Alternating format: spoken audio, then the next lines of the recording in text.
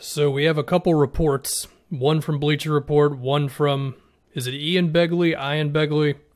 He's a Knicks guy, saying that the Mavs have had talks about Porzingis trades. The one team that was brought up was Golden State. Mark Cuban denied it all.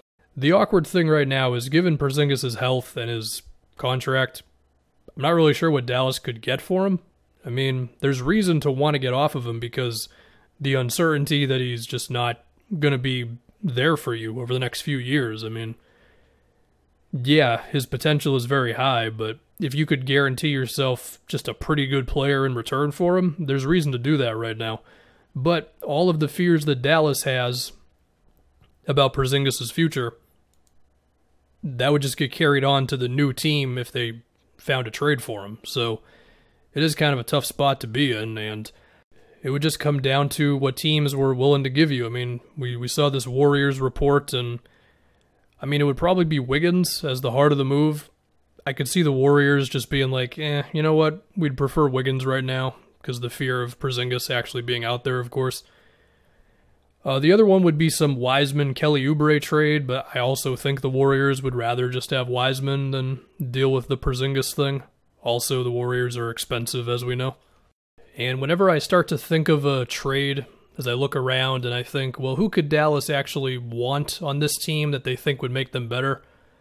It always just comes back to, why would the other team take on the uncertainty of Porzingis? I mean, one move that I've seen suggested online is Vooch for Porzingis, and to me, he's way too good for the Magic to do that deal. Because it's like, yeah, Porzingis at his best, probably better than Vooch at his best, although Vooch has been really good this year. But at least Vooch is just a safer bet to actually be out there. And again, I don't know if there's any move where the player Dallas would get back is good enough, but the other team is willing to lose that guy to hope that Porzingis is healthy. Now, that doesn't mean that there aren't any moves out there like that. There's just, for me, I can't really find it. I mean, there's 29 teams besides Dallas, and I'm sure if you really dig in, you might be able to find something, but for me, I'm just like, I don't know. It's tough. Now, the other thing would be, maybe it's more of a money-driven trade, where the Mavs would just try to get off of Porzingis' money, pretty much. The thing with that is the other team would still be taking on Porzingis. I mean, all the fear is still there.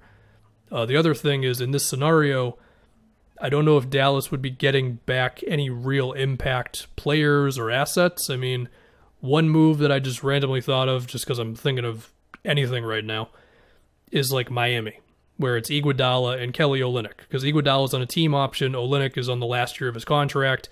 So the Mavs would be out of all of Porzingis' money in one season. And then maybe a bargaining chip could be Kendrick Nunn. But Miami might like Kendrick Nunn too much. And two, they would have to be okay with dealing with Porzingis, and that's tough.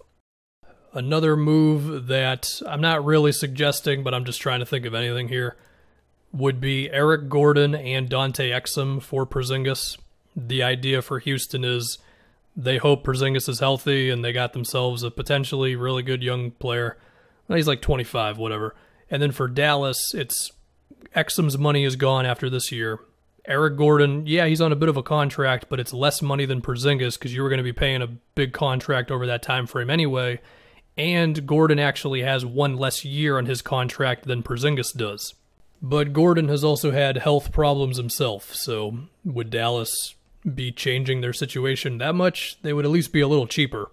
Another move that I have, if I'm just trying hard enough, Porzingis to the Wizards for Davis Bertans, Robin Lopez, and Ish Smith. Or another small contract that the Wizards don't really care about.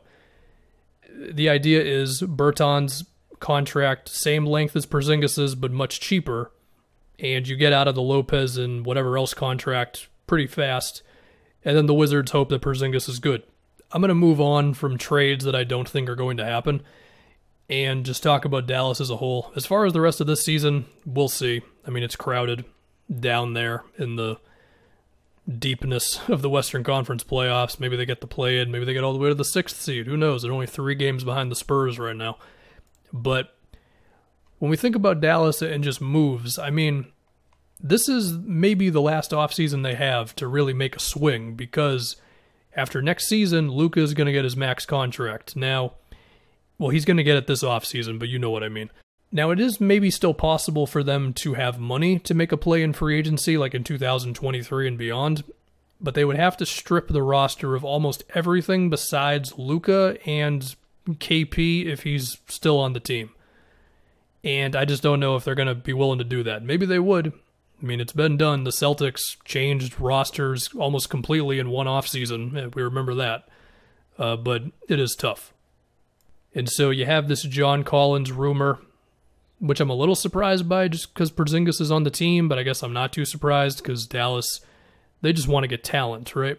I don't think they're going to be freaked out as much about, oh, does the fit work? Because I think they've always just been of the mindset, if you get good players, things figure itself out. It's part of the reason why they've traded so many first-round picks. Now, with Collins specifically, they would have to probably get off of some more money, because right now they got about $20 million in cap space for this offseason, which is nice, but Collins, you might have to give him a max contract offer to really get him. But they also need to make a decision on Tim Hardaway Jr. Do they want to bring him back?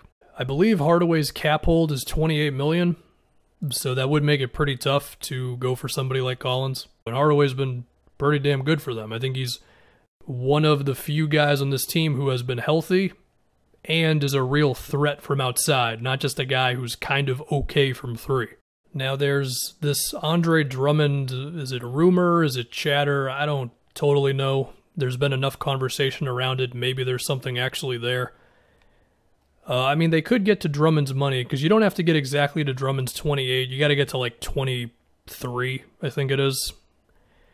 And, James Johnson, his expiring, $16 million.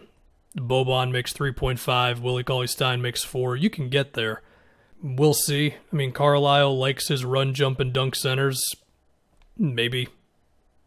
I know Maxi Kleber averages 1 million less points and rebound than Drummond does, but part of me thinks Kleber's better than Drummond just because of his spacing and fundamentals on defense.